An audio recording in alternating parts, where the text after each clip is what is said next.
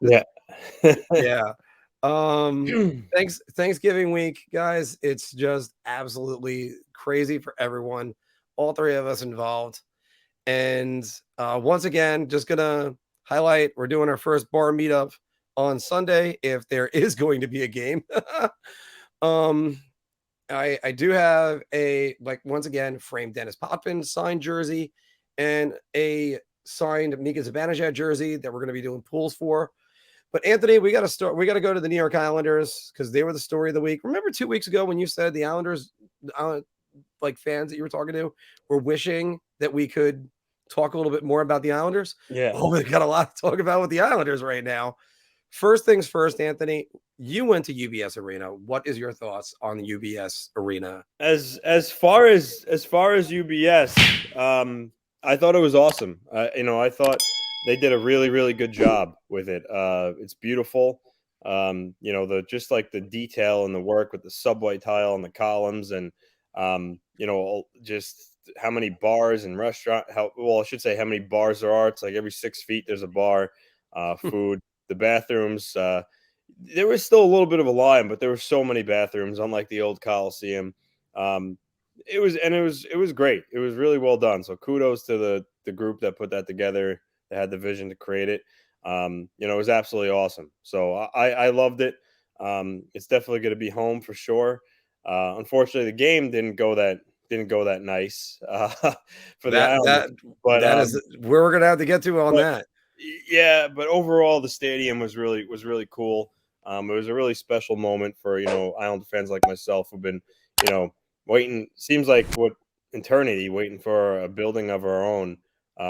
That Maybe going all the way back to Spano. yeah, pretty much. I mean, because let's face it, I'm 36. I would say by the time the mid 90s rolled around, it was already a issue of the Coliseum's outdated and needs to be replaced. So it seems like it was going on forever. Well, first, I always loved talking to people about the Coliseum on Saturday or even the UBS Arena, and all of them kind of looked at me and went, "You're a Ranger fan. What do you care about it?" Well, I'm also a Long Islander, guys. I mean, my first concert I ever saw was Nassau Coliseum. That was Queensryche. I bet you half our comments, nobody knows what Queensryche is. Probably It not. was the Building Empires tour. They were great. Then it was a couple Ranger Islander games, but then also I had the Town of Oyster Bay Championship of '96. That was at Nassau Coliseum. That was a hell of a time. I played games on Garden Ice, included not Garden Ice, Coliseum Ice, including the uh, the night John Tavares debuted.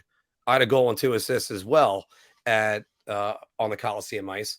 So that was all a good time. And by the way, the great thing is I love that UBS is doing what the Coliseum did, and they're having men's hockey league games after that.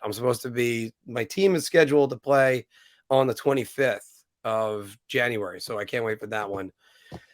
At least it's going to be midweek. Yeah. Anthony, we got to go with those other headlines. Islanders lost their 6th straight. I mean, Calgary and Toronto, and they're heading into tonight's showdown against the Rangers. The headline, it's Islanders injuries and COVID protocol players are just piling up. Ryan Pullock, 4 to 6 weeks, lower body injury. Brock Nelson, 2 to 4 weeks. And then you got the list of COVID players. I mean, we talked about the importance of Brock Nelson before, not just that he's their leading goal scorer, but what are they gonna do without Nelson and Pullock for the next couple weeks? I mean, honestly, what I could say is that this season has just for a season what started with so much promise and high expectations. This has been a disastrous as a season start to a season as you can get for the Islanders. I mean, you're talking obviously there's a 13 game road trip, and then involved in that, they have a situation where they play a game, they're off for 6 days, and then they play after that they play another game, and then they're off for another 5. So the road trip, the wonky schedule with the breaks, and then you finally come home to UBS. You're one game under 500, which all things considered, a 13 game road trip, it really isn't that bad. And then from there, you're getting ready to play the first game at UBS Arena, brand new building, and then you find out that Bailey obviously had COVID before they even left Florida. But then you hear Anders Lee, their captain, he missed the conference finals. He's out because of COVID. And then Ross Johnston, I mean, he doesn't play.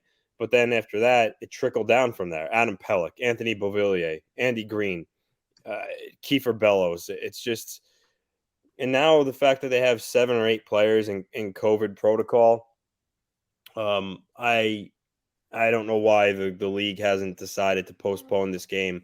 You want to talk about competitive advantage for the Rangers, and it's like they're playing the Bridgeport Islanders really tonight is what it is. Yeah.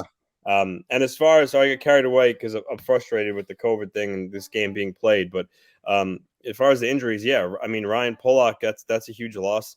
I think we all know Adam Pelech's one of the best shutdown defensemen in the league. But all around, I would say Pullock's the best Islander defenseman all around, just because he provides more offense than Pelech. So there's that. And then you have the situation with Brock Nelson. Brock Nelson had 9 goals for the Islanders this season. He's really the only guy that seemed like he was scoring. As we talked about, Mark, he's also used as a matchup center. Losing him for 2 to 4 weeks is a huge issue too. So, it's a hole that they're going to struggle to plug. But Pajot is going to have to step up. Zibanejad is going to have to step up. And Barzal is going to have to start playing his game. Now, one of the best things by the way, that's already the best thing. It's that I was talking about before was at what point should the NHL consider suspending Islander games?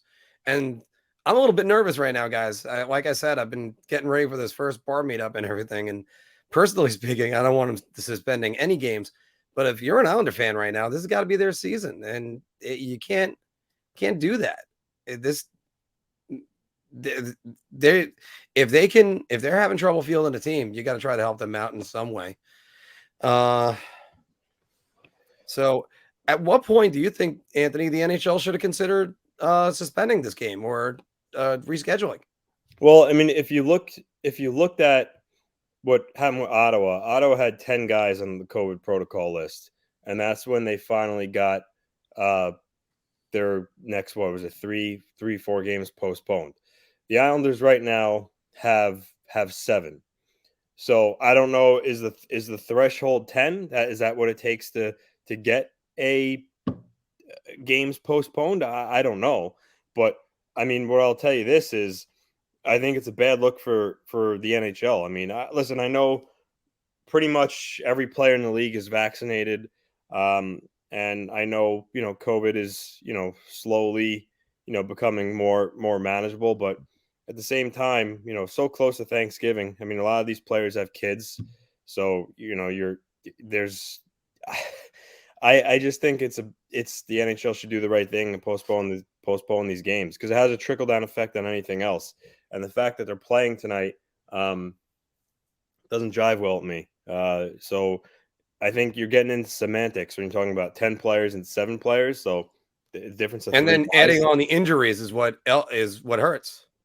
If it I mean, listen, the Sound Tigers actually had to. I just called them the Sound Tigers because they're called the Islanders now. But the Bridgeport Islanders actually had to call up 2 guys from Worcester of the ECHL the other day because they only had one more healthy body in that because there's so many guys that are they've called up to the Islanders that they're depleted too. So, listen, I get that every team you want to get the 2 points no matter what, and I'm not expecting for the Ranger players itself or even the fans to feel bad for the Islanders, but it's gonna be a cakewalk for the Rangers. I mean, you're talking their defense.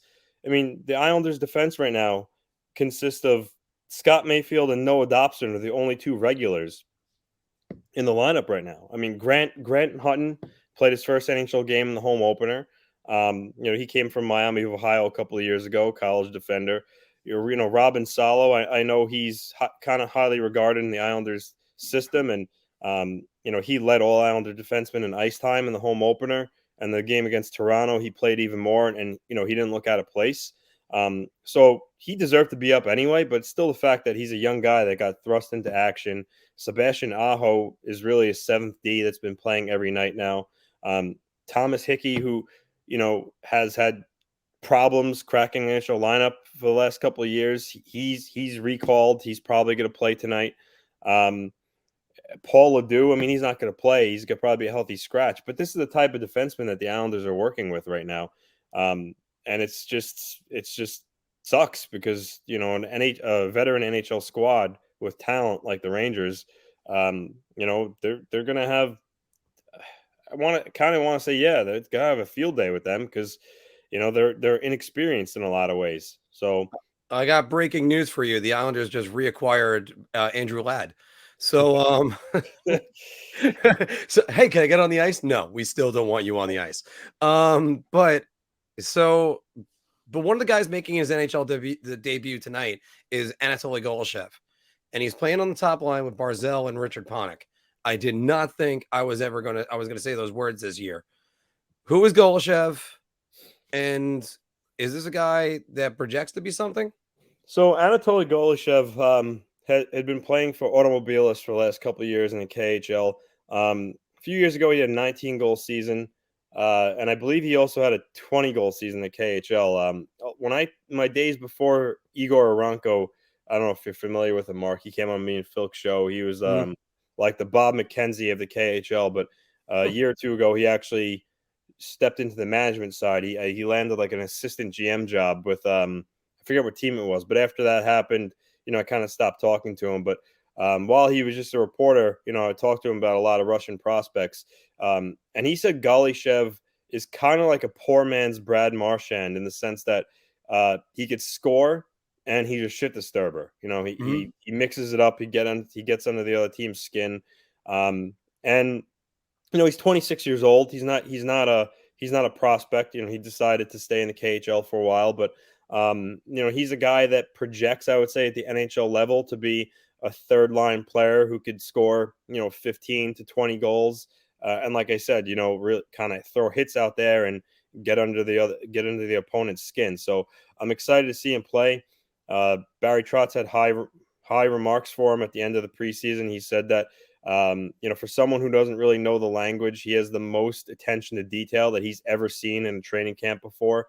And he also said that his motor was always going. He was always the hardest working player in camp. So when you combine that with his skill set, I think you have the makings of, a guy who could be a pretty decent NHL player. So I'm glad that he's up, and hopefully, he could add something to the Islanders game tonight, give him a little jam.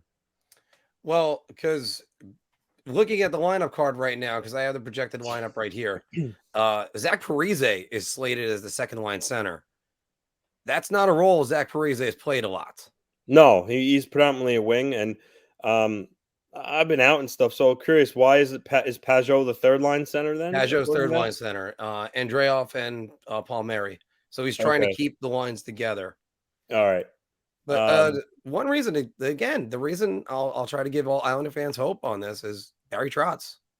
The guy knows how to navigate through things like this. He's probably going to throw Sorokin in net and then play fully defensive and hope everything comes out that way. Win a game 1-0. I'm thinking Varlamov plays only because you Ranger fans know this well. He shut the Rangers out 3 times last season? 4 times. Yeah. Barry Trotz in the past has said that past performances is something he looks at when determining which goalie to start. So I'll be absolutely floored if Ilya Sorokin is in goal tonight. I think it's definitely going to be Semyon Varlamov based on his past performances against the Rangers. Although so far this season Varlamov has struggled. He's winless, and his save percentage in GAA is not where it's typical for him. But yeah, I think it's going to be Varlamov, and I think the Islanders are going to have to play a tight as defensive game as they have all year because they don't have the horses in the lineup that they normally would. So I guess, and I've been pretty negative. If I'm going to go glass half full here, I guess you could go with they still have Barzal, they still have Beuvillier, Pajot, Cizikas, so they're still pretty strong down the middle with Barzal and the identity line. But yeah, with with Barzal, Pajot, and Cizikas. Those are three pretty good centers. But they need. It's going to hurt. It's going to hurt. I mean, you're talking. It would be like the Rangers not having Lindgren and Fox in the lineup. No Pelech and Pullock. It's it has the potential to be ugly. But on the flip side, thank you, AZ. Maybe this is the type of game that could set the Islanders on the right path. I mean, playing with depleted lineup, if they can manage to get a win tonight, maybe that's what gets them going. I'm not gonna use the word save the season because it's still it's way too early. But I think a win tonight would go a long way with maybe getting some good feelings back in that locker room and thank you, AZ. And then reset after that, saying, "Oh, we just beat our rivals," with the depleted lineup, and maybe after Thanksgiving, who knows, maybe Lee and a couple of the guys maybe come out of COVID protocol, and then they can really get going. But you know what? I can't help but ask this question, Anthony. And I know you said it's not that it's too early to say that they're going to save the season, but are they playing? Well, no, sorry, that's the wrong one. Are the Rain? Well, I'll ask that one too. Are the Rangers the team to get well against? They're going to get motivated. They're not exactly firing on all cylinders, but they're still a pretty good team. They're in third place right now. But it's still your rival. They're gonna have their energy up, but can they at least sustain that? I don't know if they're the right things, but I'll only get to the right question, which was, are the Islanders playing for their season right now? Because if they lose the next four, you're looking more at lottery than you're looking at possibly contending for a Stanley Cup. Yeah, losing the next four would be almost insurmountable. Which would be Rangers. Rangers, Penguins, Flyers, Rangers. Yeah, Rangers, all divisional matchups. Look, I think I think there's seven, maybe 7 point. I don't know if it changed after last night, but 7 points out of a wild card spot. Which it sounds like a lot, but being how it is so early, you win 3 out of 4. You kind of make up 6 points there. 8 points, by the way. 8 points. So 8 points behind a wild card spot. Like I said, you win 3 in a row. That's 6 points, depending on what some of the other teams do. At the very least, you're back in it. So, no, they definitely need to go on a little bit of a streak here. But I would say they're playing for. Yeah, I guess you could say they are playing for their season right now, because I think if they fall behind anymore, even a wild card spot's going to be daunting. I think to finish first, second, and third in the Metro, that ship has almost sailed, but I still think a wild card spot is very much in play for them, just because of who they really are. Because how they're playing right now isn't who they really are. No, and they're not, and they still got personnel decisions and a slew of other things that they got to get right, and like getting their power play right. Having everyone on COVID is not going to be there, but who knows? Maybe Golshev is somebody that can kickstart this team, be a spark plug, and just somebody to fill in roles that the Islanders need when they're going to be at full strength, hopefully sooner than later. And I, for one, I hope they don't end up having to cancel games. So I'll say it like that. Well, Lou Lamoriello said that just before, there were no more positive tests, but they're still waiting some results of the pregame tests. So they recalled Otto Koivula from Bridgeport as well. So he's up here as well in case another player pops up as positive before game time. But it's just comical at this point. It really is. Brody, that's 100% correct. The Islanders are in the Metro. Every team is playing for this season from day one. And you know what's really ridiculous if you think about it.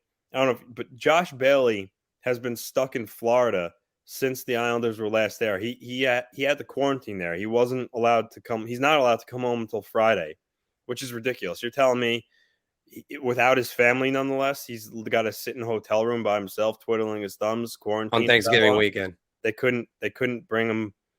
I was talking to someone who I'm connected with, and they said that Lou tried to get him home on a private jet, and the league wouldn't allow it. They said he had to stay in Florida in quarantine, which is absolutely ridiculous, especially for a guy who's vaccinated. I feel for him. That's a really, especially as kids, that's a shitty situation. Yeah, that's a terrible situation, and that's where you almost should have just hired somebody just to drive him up. So, Yeah. But again, I've talked about these protocols that they're a little bit over the top, and I just not a little bit. They really are, but. So like I said, we're gonna do a quick show today, guys. We are gonna move on from this. What do you think about the Islanders? Are they playing for this season right now, or are the injuries piling it up, or should the NHL have suspended these games? And by the way, there was a chance that they could not only have suspended or rescheduled all these games, because there might be a few open weeks in February coming. We'll talk about more of that in a minute. If you like that video, we got a lot more. So check out any of these that are right over here. And don't forget to like, share, and subscribe. Your ideas are intriguing to me, and I wish to subscribe to your newsletter.